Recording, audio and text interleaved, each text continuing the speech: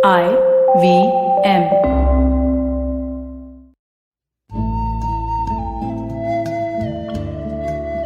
IVM के Hindi travel podcast टेढ़े मेढ़े रास्तों पर आपका स्वागत है।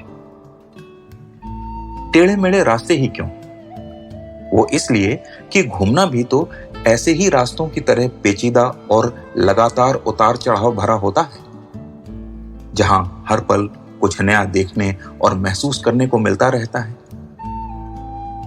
शर्त बस यही होती है कि आंख कान खुले रहने चाहिए। मैं हूं केशव चतुर्वेदी और मैं आपको ले चलूंगा इस जबरदस्त यात्रा पर और सुनाऊंगा ऐसी मजेदार कहानियां शहरों, किलों, महलों, सड़कों और सबसे अहम इंसानों की, जो पिछले 20 साल से ऐसे ही रास्तों पर भटकते हुए मैंने सिर्फ आपके लिए इकट्ठा की हैं। तो आइए शुरू करते हैं। अटारी वाघा भी एक अजीब सी जगह है। दुनिया में शायद ही दो देशों के बीच ऐसी कोई सीमा पोस्ट होगी जहां हर रोज इतना जश्न और शोर शराबा होता। भारत और पाकिस्तान के बीच अमृतसर से लाहौर के रास्ते में दोनों देशों की सीमा जहां मिलती है, उस जगह को ही अटारी वाघा सीमा चेक पोस्ट के नाम से जाना जाता है। अटारी भारतीय हिस्से में है और वाघा पाकिस्तान के है।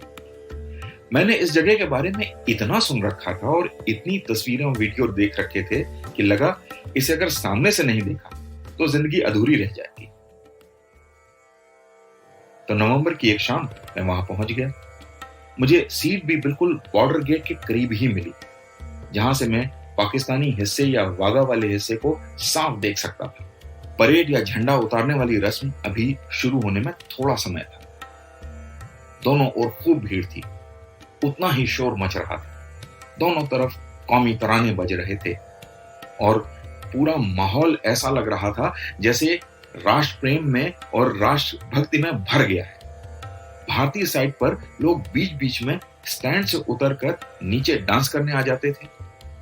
उधर पाकिस्तानी तरफ लोग सिर्फ बैठे ही हुए थे, हालांकि शोर वहां भी खूब हो रहा था। एक और फर्क यह था कि उस तरफ महिलाएं चौकी के दाईं ओर बैठी थीं और पुरुष बाईं ओर। बीच में रास्ता था जहां पाकिस्तानी सैनिक, जिन्हें रेंजर्स भी कहा जाता है, कवायद करने वाले थे। परेड का समय हो चुका था। चारों ओर लोग बड़ी उत्सुकता से इंतजार कर रहे थे।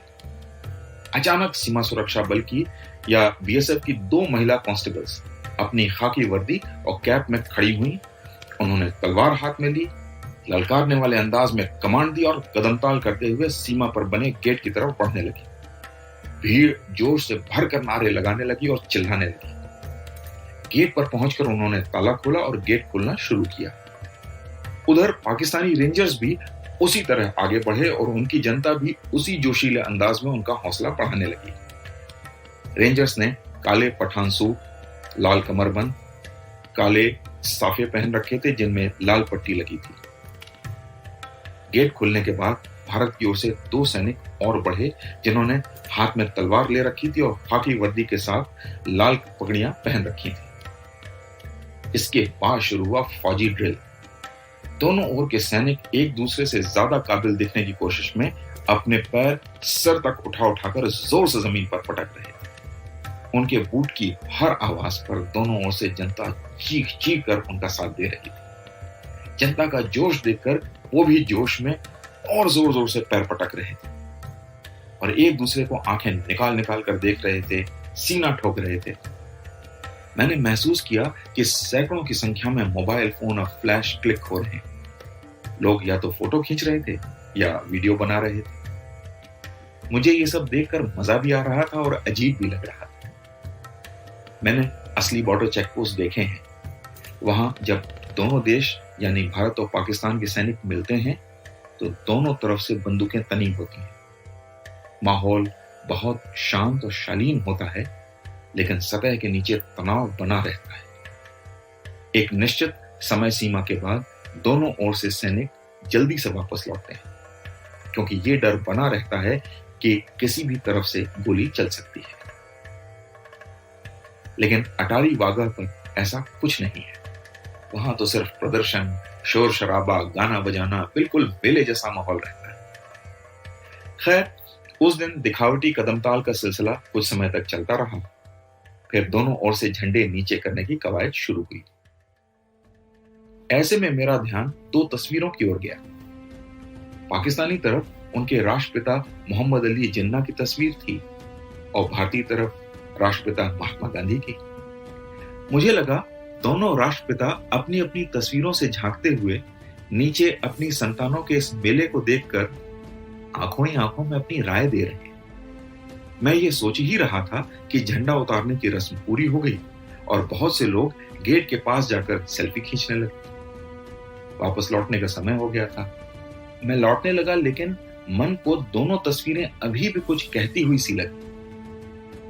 मुझे लगा जैसे जिन्ना का शांत और मुस्कुराहट विहीन कठोर चेहरा ये कह रहा है कि उन्हें ये सब पसंद नहीं।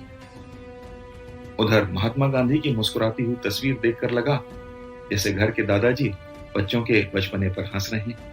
उन्हें इन सब से कोई नाराजगी नहीं, और अगर वे इन सब का समर्थन नहीं भी करते हैं तो भी बच्चों को कुछ समय देना चाहते हैं ताकि वो खुद ही समझ जाए।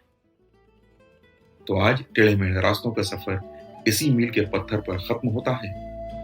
अगली कड़ी में फिर किस्सों के एक नए मोड़ पर मिलेंगे और वहां से फिर नए मील के पत्थर पर साथ चलेंगे।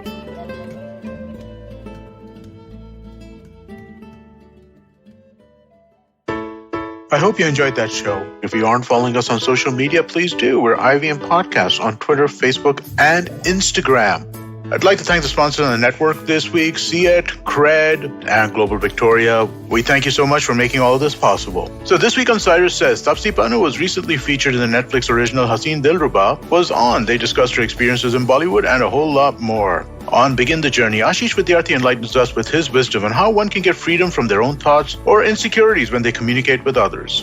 On The Millennial Athlete, Tanvi and Shlok fill us in on all the drama from the world of sports with Wimbledon, Euros, and World Test cricket making headlines every day. On Postcards from Nowhere, Utsav Momoria kicks off a new series, Beneath the Veneer. We travel to the Hashemite Kingdom of Jordan, where he takes us through his first experience of encountering the Red Sea. We have a brand new show, Misconduct. It's a true crime show hosted by Raghvi, a lawyer, and Nisha, a PR pro. They tell us about the story of Cyanide Malika, the lady who offered cyanide-laden sweets to women and after they die, loot their gold. On the Global Victoria Tech Talks podcast, we showcase some compelling new tech stories coming out of Melbourne. On one episode, Pawan Srinath speaks to Joe Agan from Nelnet International, where they discuss how the pandemic has affected the edtech sector and its evolution. Another episode has Varun Digirala talking to Ross Simons from Big Ant Studios about the gaming ecosystem and how they envision translating a sport to a game. And with that, I hope to see you again next week. Working Monday to Friday glued to your chair making you feel dull? Worry not.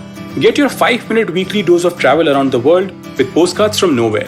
Join me every Thursday as I explore the strange, obscure, and fascinating parts of the world and bring out facets of travel you may not have thought of before. You can find us on the IVM Podcast app, website, or wherever you get your podcast from.